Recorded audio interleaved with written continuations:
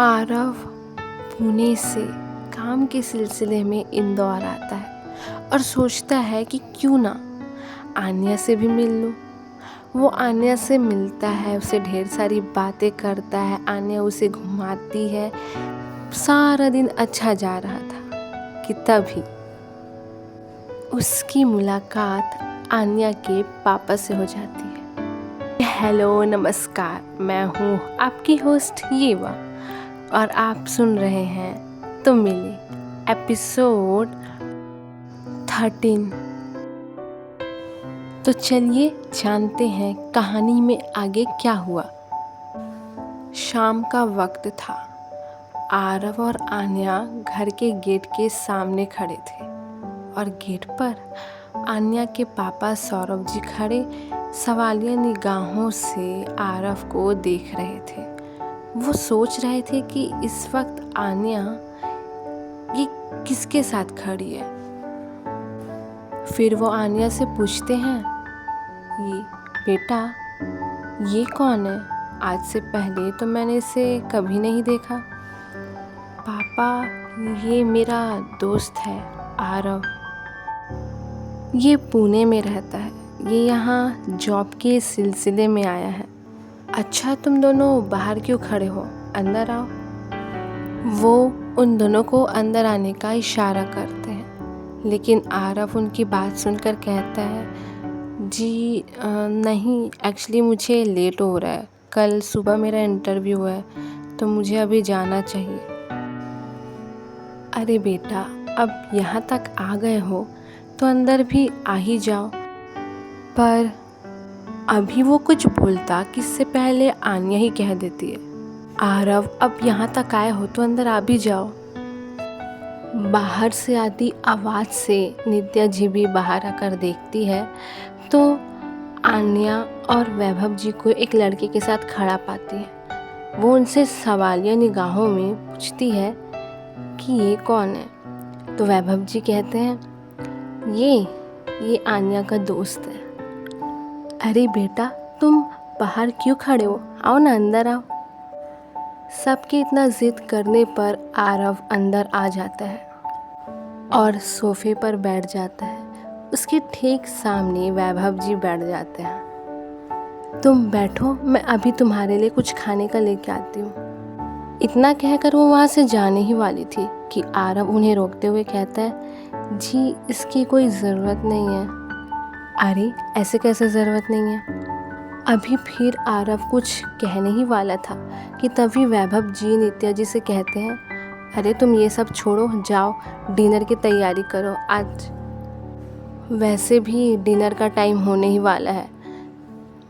हाँ अब आए हो तो डिनर करके ही जाना। इतना कहकर वो उसे घूरने लगते हैं और उनकी इन निगाहों से आरव नर्वस फील करने लगता है।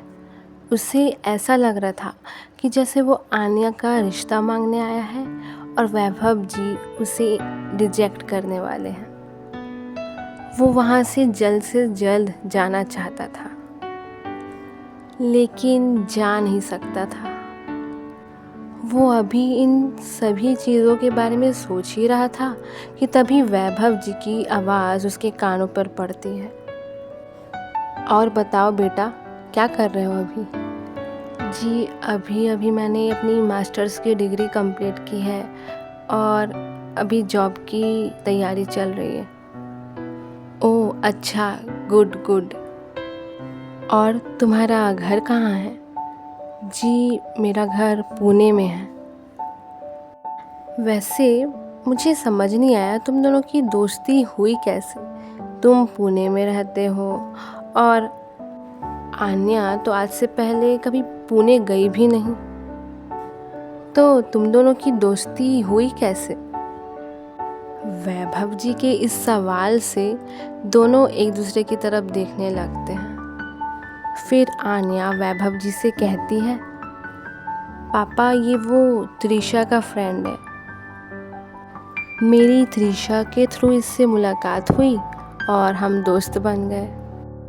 फिर हमें पता चला कि हम तो बचपन के दोस्त हैं, पापा आपको याद है जब हम उज्जैन जाते थे तो वहाँ एक छोटा सा लड़का आता था जिसके साथ मैं बहुत खेलती थी। हाँ तो ये वही तो है। क्या? इसका मतलब तुम राकेश के बेटे हो? और वैभव जी के मुंह से अपने पापा का नाम सुनकर आरव उनसे पूछता है, आप पापा को जानते हो? हाँ जानता हूँ तुम्हारे पापा को। आन्या की गर्मी की छुट्टी में मैं नित्या को और आन्या को जब भी छोड़ने जाता था तो तुम्हारे पापा से मुलाकात होती रहती थी। वैसे अब वो कैसे हैं? जी वो अच्छे हैं।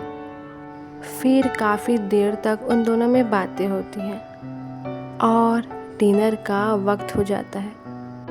फिर नित्या जी सबको डिनर सर्व करती है। डिनर के बाद वैभव जी आरव से कहते हैं, चलो मैं तुम्हें छोड़ देता हूँ। नहीं अंकल इट्स ओके, मैं चला जाऊँगा। नहीं बेटा काफ़ी रात हो गई है, मैं हूँ ना, मैं तुम्हें छोड़ देता हूँ। इतना कहकर वो गाड़ी लेने चले जाते हैं। उनके जाने के बाद आन्या आरव के पास आकर कहती है, तो कैसा लगा आज का दिन? अच्छा था ना? हाँ अच्छा था। और खाना कैसा लगा? वो भी बहुत अच्छा था। चलो मैं तुम्हें बाहर तक छोड़ देती हूँ। फिर आन्या उसे बाहर तक छोड़ती है और वैभव जी के साथ आरव चला जाता है और वैभव जी आरव को होटल में छोड़कर वापस घर आ जाते हैं। अगला दिन स्वाति का घर। स्वाति अपने कमरे में टहल रही थी और किसी को बार बार फ़ोन करने की कोशिश कर रही थी, लेकिन उसका फ़ोन लग नहीं रहा था। फिर वो थोड़ी देर कुछ सोचती है और फिर से किसी को कॉल लगाती है और दूसरी तरफ से कॉल रिसीव होते ही वो कहती है, हेलो अंकल, मैं आरव का नंबर कब से ट्राई कर रही हूँ, इसका कॉल नहीं लग रहा, आप मेरी उससे बात करवा देंगे? बेटा आरव तो यहाँ है ही नहीं। जी मतलब? बेटा वो काम के सिलसिले में इंदौर गया हुआ है। क्या इंदौर गया हुआ है? अच्छा ठीक है अंकल, मैं कॉल रखती हूँ। इतना कहकर वो कॉल कट कर देती है और उसके दिमाग में पल्लव की कही हुई बातें गूंजने लगती है। स्वाति तुम आरव का पीछा छोड़ क्यों नहीं देती? वैसे भी वो किसी और को पसंद करता है। क्या किसी और को पसंद करता है? कौन है वो लड़की? वो यहाँ की नहीं है, वो इंदौर की है। और तुम्हें कैसे पता? क्या आरव ने खुद तुम्हें बताया इस बारे में? नहीं, लेकिन तो फिर मुझे कुछ और नहीं सुनना है। अगर उसने खुद नहीं कहा कि वो किसी और से प्यार करता है तो तुम ऐसा कैसे कह सकते हो? वो इसलिए क्योंकि वो उस लड़की से घंटों फ़ोन पर बातें करता है और मुझसे भी सिर्फ उसी के बारे में बात करता है। तो बताओ ये प्यार नहीं हुआ तो और क्या हुआ? कोई प्यार नहीं करता वो उस लड़की से। तुम कुछ भी मत बोलो। ठीक है मत मानो, लेकिन फिर भी मैं तो यही कहूँगा कि अब तुम इसके बारे में भूल जाओ, वो तुम्हें पसंद नहीं करता। स्वाति अपने बिस्तर पर बैठकर इन्हीं सारी बातों के बारे में सोचती है और खुद से ही कहती है, क्या पल्लव जो कह रहा था वो सच है? क्या सच में आरव उस लड़की को पसंद करने लगा है? तो क्या होगा आगे? स्वाति अब क्या करने वाली है? क्या वो गिव अप कर देगी? अब ये तो आपको नेक्स्ट एपिसोड में ही पता चलेगा। तो चलो आज के लिए इतना ही। मैं मिलूँगी आपसे फिर से, तब तक के लिए बाय।